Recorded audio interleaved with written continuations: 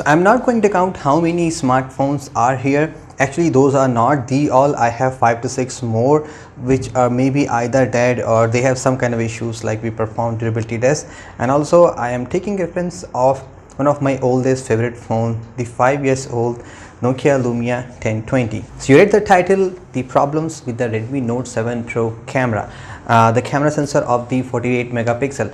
There are a lot of phones nowadays coming. The Mi 9 SE is also going to come with the same Sony IMX sensor having the 48 megapixel. So you may take these as a problem, as a limitation, or a fact that you may know or you may not be knowing as of now. So in case you're going to buy this device, you're looking for excited with the 48 megapixel. So these points may be helpful to you, or in case you own the device, maybe you don't know about those things. Okay, so I have my computer, I have written everything right here. So I'm just going to pick the Note 7 Pro here. Actually I got two of them.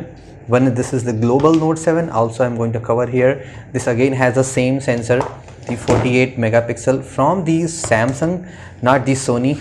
Okay, so this should be the Note 7 Pro. Okay, so fact number 1, with the 48 megapixel you cannot zoom in, right? So for a reference, I have this phone. This has a 41 megapixel. I can do the zoom with the 41 megapixel. I can go with the 4x lossless zoom with this phone. But with this phone, you cannot zoom in on the 48 megapixel. You have to turn off the 48 megapixel. You will only be able to do zoom in on the 12 megapixel. Nowadays, we are seeing phones with a lot of different innovative pop-up camera phones, rotating camera phones.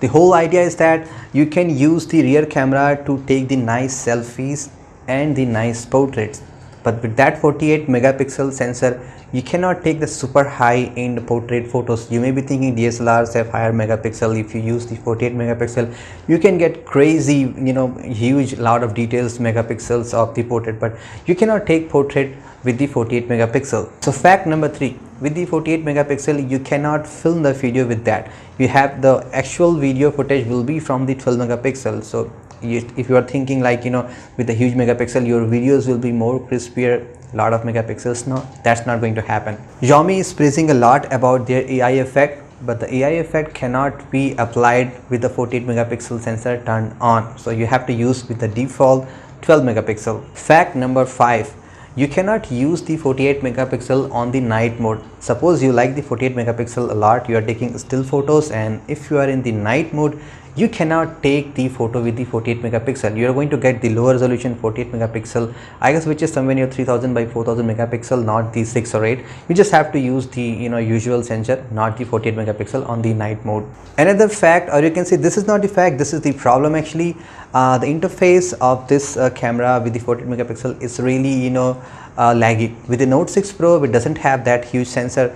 That interface is faster, but if you're going to use the 48 megapixel, if you are switching between either the photos or if you're turning on and off the 48 megapixel, that is going to take a lot of time, at least more than 2 to 3 seconds sometimes. If you're using a lot of application in the background, the huge amount of processing time. Suppose you really want to take quick photos, quick snapper. If you turn on the 48 megapixel, you're going to take photo. This is going to take at least 5 seconds and more. This is what I have counted. Most of the times I get 5 seconds plus. So you may be thinking, hey, why you are telling that thing? This is 48 megapixel. Obviously there's a lot of data to process.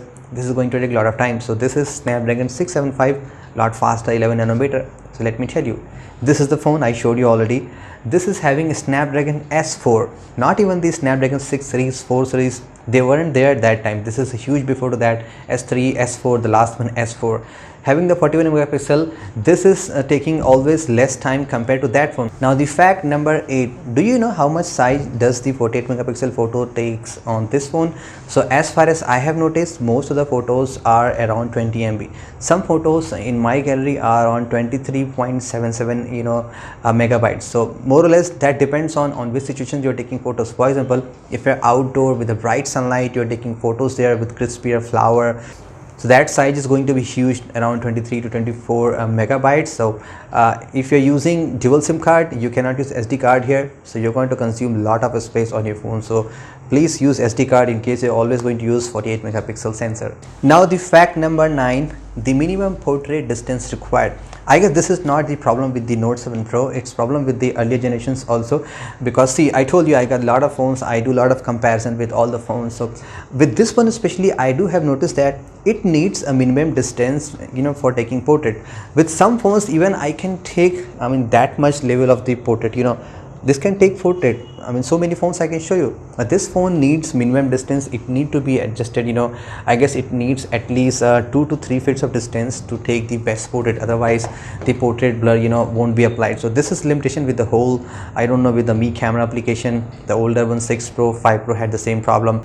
And fact number 10, and the last fact, for that thing you need to check out one of my old video.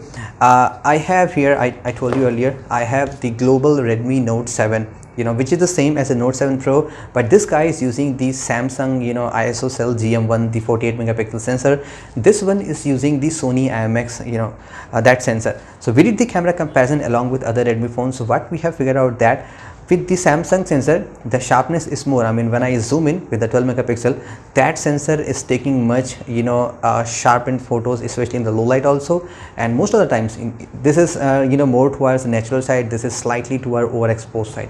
And also on the night mode, this phone does a lot of, you know, noise reduction, because the Sony sensor actually is the MFNR, which means multi-frame noise reduction. That's why if I take a low light photo with this Samsung one and now with the Sony one, you can see lot of smoothing here. It's same like, you know, you take photo with a Galaxy and with the Pixel is towards natural. You can see the noise on the skies, but photos looks natural, more sharpness there. So I just mentioned this fact in case you're going to buy the Redmi, you know, outside the India. So this is what you can see. So anyway guys, those are kind of 10 facts that I just mentioned. So you can take either as a facts, problems, limitation, whatever you can think.